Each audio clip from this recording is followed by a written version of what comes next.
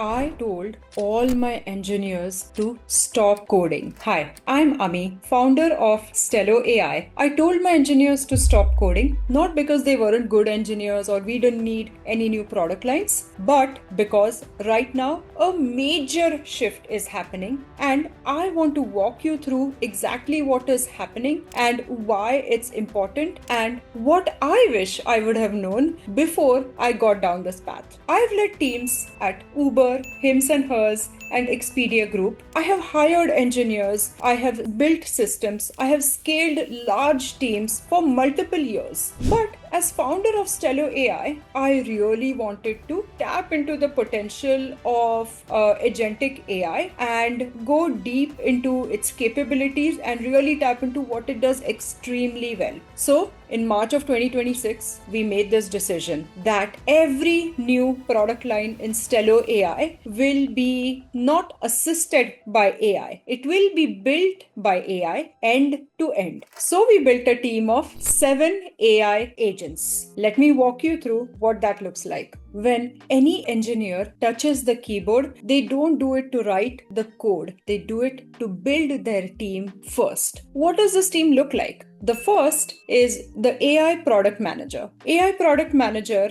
thinks and understands product lines like a human being. So it will describe a product or a feature just in a few words in very natural language and capture it into a full product requirements document, also known as a PRD. It will capture everything: user stories, exact functionality, how the user should experience a thing, what problem does it solve. The kind of doc that a senior product manager would really need a good 3 to 4 days and a lot of interviews to crack down. That is the quality that is delivered by this AI product manager. After this, we have an AI systems architect. So the system architect will take a look at the PRD and then design the entire system in terms of how does data flow in, how does it flow out, what are the design elements that we will use in terms of which are the databases, what are the AWS services we will use, what is the performance level that is defined. It does both. It draws the technical diagram and it also writes out the detailed architecture. So the engineers aren't staring at a whiteboard anymore. They are reviewing a first draft. After this, we have an AI UX designer. So this AI UX designer will, based on our design guide,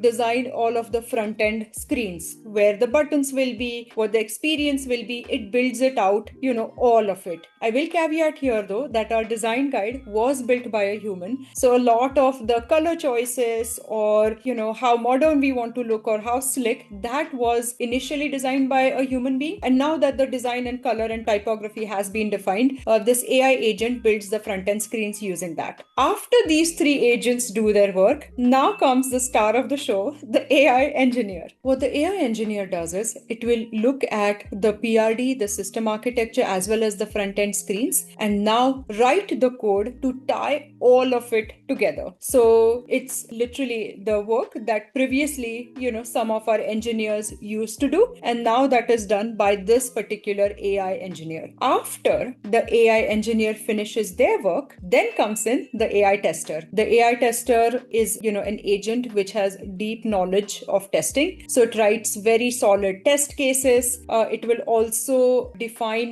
what the user should experience, where there are bugs, is the product and the code working exactly as we had envisioned it to be, does it match the requirements of the PRD. That is the job of the AI tester. Wherever it finds a bug, it will file the bugs. We use linear, and it goes back to the AI engineer to now fix this code exactly how it would happen with human engineering team. And then once it has fixed the code, the AI test engineer will again test it, and so on and so forth till the product looks perfect. Then we have an AI DevOps agent. The big job of the DevOps agent is to build and run our CI/CD pipelines. So it makes decisions on how do we deploy it on AWS or whichever cloud we are using, what are the services that we use, what is the way to optimize so that we are minimizing our cost. All of this is done by the DevOps agent. And then finally, this one might surprise you. We have an AI technical program manager. So what does this guy do? So the AI program manager makes a decision live, real time, onto which agent should come and now do their job. So whenever a new feature is given, things don't automatically get handed over to each other,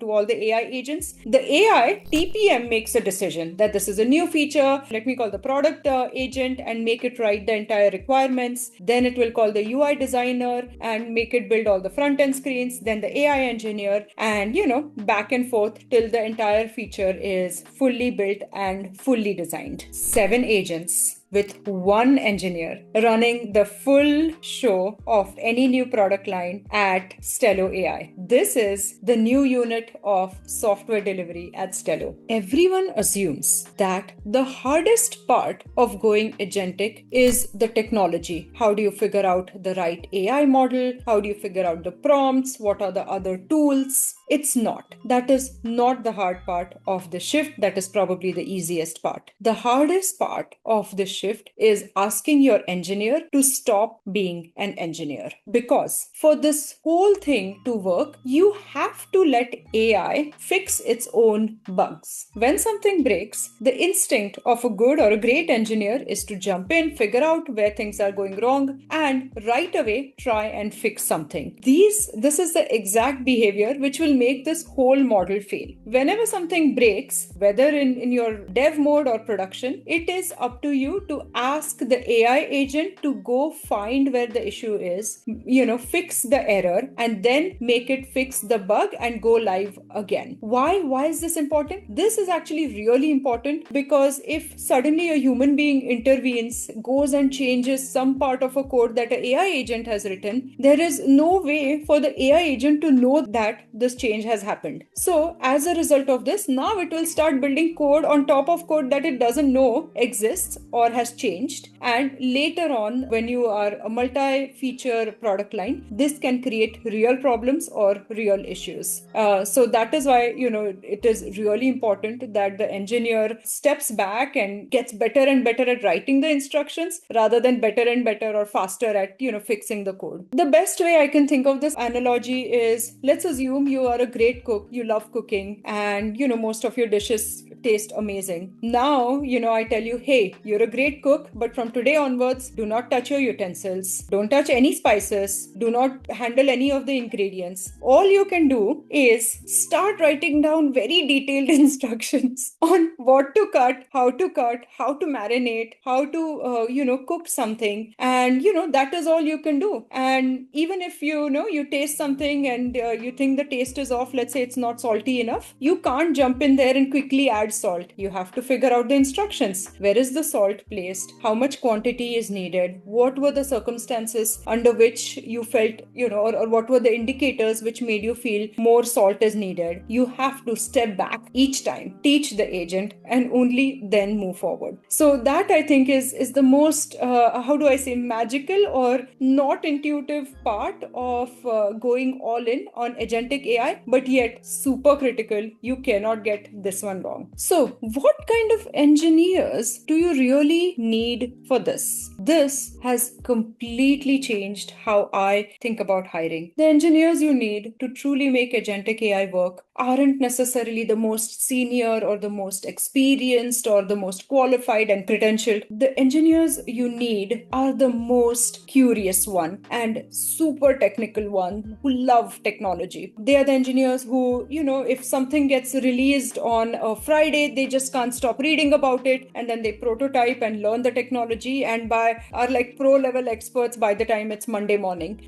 Once a tech is out, they cannot stop working on it or stop figuring out what is it, how is it, can we use it, is it not relevant for us? That is the amount of intellectual curiosity you need to have a successful agentic AI engineer. You also need them to be very technical or have strong technical aptitude. And you'll say, but they're an engineer. Yes, I know, but not all engineers are the same. They need a strong technical aptitude because the learning curve is so sharp in this. It is easy, but yet you have to keep learning, keep experimenting, that there is no real course or book or, senior which is going to come teach you. It's going to be you. this new model that just got released, maybe a bunch of people on YouTube who've tried it and, can share their learnings, but that's about it. So you need to, be one who's very intellectually curious, happy to read new things and try and fail and, get frustrated and still, emerge a winner and have a recommendation for the team on where is AI going and how can we now optimize